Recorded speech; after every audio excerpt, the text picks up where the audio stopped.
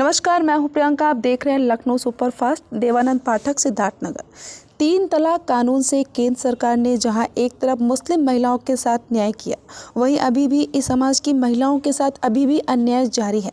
ताज़ा मामला सिद्धार्थनगर जिले के सदर थाना क्षेत्र के लमटिहा के नौगढ़ डीहवा का है, जहां पर पीड़िता महिला रुखसार खातून के अनुसार उसकी शादी मार्च 2019 में हुई थी, लेकिन आए दिन घर में उसके साथ घरेलू हिंसा होती रहती थी और दहेज की मांग होती थी, लेकिन किसी तरह से अपने रिश्ते को बचाने को लेकर वह घर में बनी रही।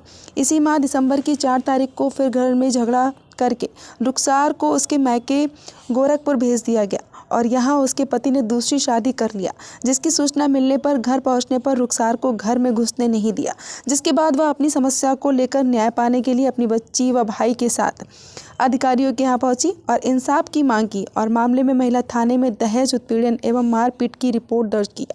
लेकिन देश महिलाओं के साथ होने वाले अन्याय कब रुकेंगे और कब महिलाओं को इंसाफ मिलेगा, यह भी एक बड़ा सवाल है। रहने वाले हैं, मामला क्या है? गोरखपुर के रहने वाले, गोरखपुर साहबगंज के रहने वाले हैं। मामला ये है, मेरी बहन को जब से शादी हुई 4 साल से मारा पीटा जा रहा है। मारने पीटने के बाद 2-3 बार घर छोड़ दिया गया। उसके बाद समझौता करने के बाद फिर इन्होंने माफ़ी मंगवा के फिर रखा उसको और फिर उसको मारने पीटने लगे। और उसके बाद अभी 1 महीना पहले उसको जो है घर छोड़ के आए कि बोले कि 5 जनवरी को तुमको घर से बुला लेंगे, तुम यहीं रहो, जब तक यहाँ रहोगी तुम्हारे पेट में बच्चा है, सेफ रहोगी, घर वाले देखे रखेंगे, हम तुमको 5 जनवरी को बुला लेंगे। उसके बाद ये जो है दूसरी शादी कर लिए। अचानक हम लोग को पता चला।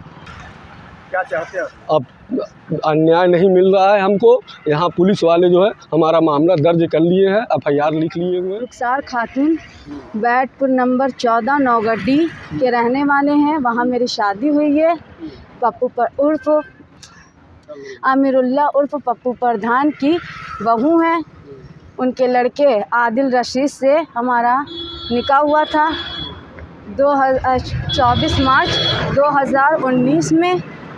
अब उसको पप्पू प्रधान का छोटा लड़का आमिर रशीद वो हमारे साथ बदतमीज़ी करता था।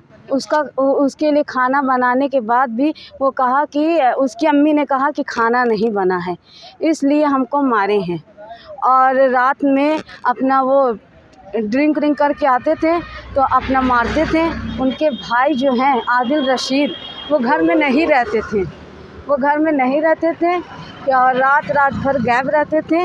उनके भाई ने हमारे साथ जो भी नाजायज़ काम करना चाहा उसके लिए हमने मना कर दिया, इसीलिए हमको मारने पीटने लगे। ससुर ने कहा कि ठीक है, लड़का मतलब नहीं समझ रहा है तो हम समझेंगे, हमारे साथ तुम नाजायज़ रिश्ता रखो, इसलिए हम तुम्हारा ख़र्चा पानी उठाएंगे और इसीलिए मारने पीटने लगे। हम इस चीज़ के लिए नहीं तैयार थे, क्योंकि हम पढ़े लिखे हैं, हम अच्छे घर से घराने से बिलोंग रखते हैं, इसीलिए उन्होंने हमको हमारी बहनी को मारना पीटना शुरू कर दिया।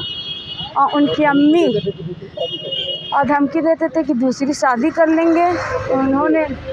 उन्होंने शादी किया और जिससे शादी किया है वो उसी गांव की रहने वाली है। उनके ड्राइवर की लड़की जुम्मन नाम है और वो लड़की नाबालिग है, लेकिन शादी से पहले उनका रिलेशन था, इसीलिए लड़का वो घर पर नहीं आते थे और ना उनके माँ बाप हमारे इर्द गिर्द भटकने देते थे। हमने मुकदमा भी लिखवाया है, लेकिन जो उनको कार्रवाई करनी चाहिए उन्होंने नहीं किया है। 2-3 दिन हो गया है, लेकिन उन्होंने कुछ कार्रवाई नहीं की है। अब बताइए, हम बहनी को और जो मतलब प्रेग्नेंट हैं उस बच्चे को लेकर कहाँ जाएंगे, बताइए।